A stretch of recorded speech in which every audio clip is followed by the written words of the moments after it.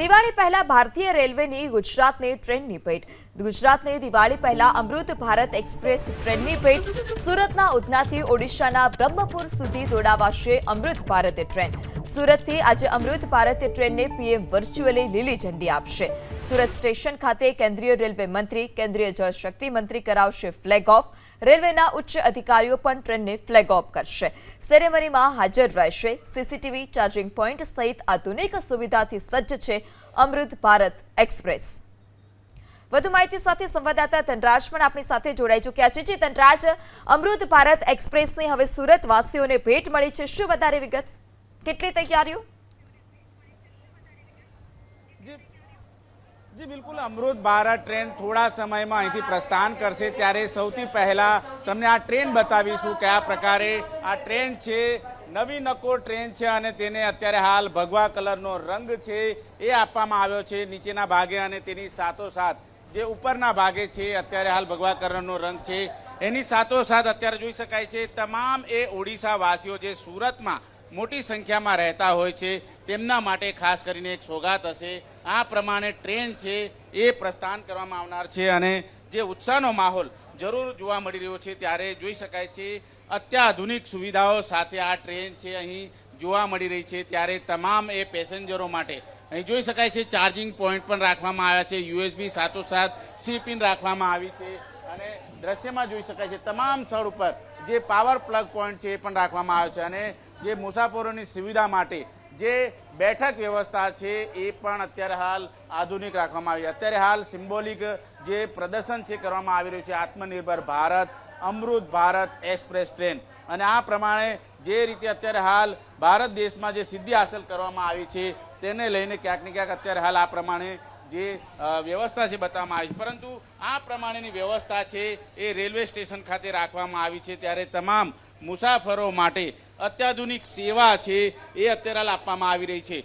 સુરતથી શનિવારે આ ટ્રેન ઉપડશે અને ત્યારબાદ ઓડિશા પહોંચીને બ્રહ્મપુર પહોંચીને એ સોમવારે પરત આવશે.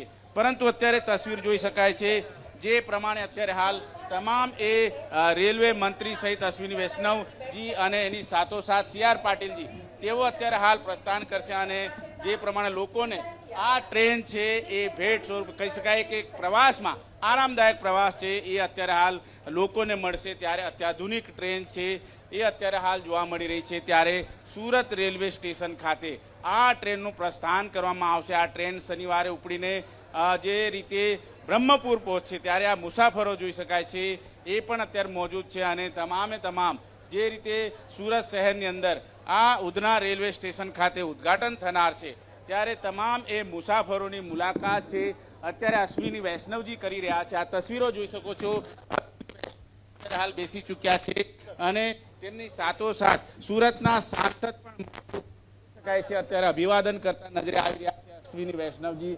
અને અત્યાધુનિક ટ્રેન કહી શકાય એના માટે અત્યારે હાલ આ રીતે જે ટ્રેન છે જોવા મળી રહી છે. આપણે વાતચીત કરવાનો પ્રયાસ કરીશું. अश्विनी जी, सर कितना अद्भुत है ये ट्रेन, किस तरह से लोगों को भेंट?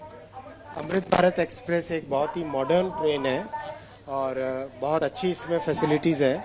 कई तरह की सुविधाएं इसमें दी गई है और बहुत ही अफोर्डेबल है. मोस्ट अफोर्डेबल ट्रेन है. तो बहुत ही अच्छा इससे अभी तक करीब 15 ट्रेन चल चुकी हैं और अब हर महीने 3 नई अमृत भारत एक्सप्रेस बन रही है. જોઈ શકાય છે અત્યારે આ રીતે અશ્વિની વૈષ્ણવજી છે તેમના દ્વારા અત્યારે હાલ આ રીતે માહિતી આપવામાં આવી છે. અદ્ભુત ટ્રેન કહી શકાય અને સુરત ઓડિશાને કનેક્ટ કરતી આ ટ્રેન છે. અને જે રીતે એક્સક્લુઝિવ માહિતી અત્યારે હાલ રેલવે મિનિસ્ટર દ્વારા આપવામાં આવી છે ત્યારે અત્યાધુનિક સંસાધનો સાથે સજ્જ આ ટ્રેન છે. અને આ પ્રમાણે સુરત શહેરની અંદર તમામ એ મુસાફરો માટે કહી શકાય કે જે અમૃત ભારત ટ્રેન એ અત્યારે હાલ જોવા મળી રહી છે. અને સુરત શહેરની અંદર જે અશ્વિની રેલવે મંત્રી જે છે અશ્વિની જે છે એ અત્યારે હાલ મોજૂદ છે. અને જે પ્રમાણેની તસવીરો છે અહીં સુરત શહેરની અંદર જે પ્રમાણેના દ્રશ્યો અત્યારે હાલ જોવા મળી રહ્યા છે.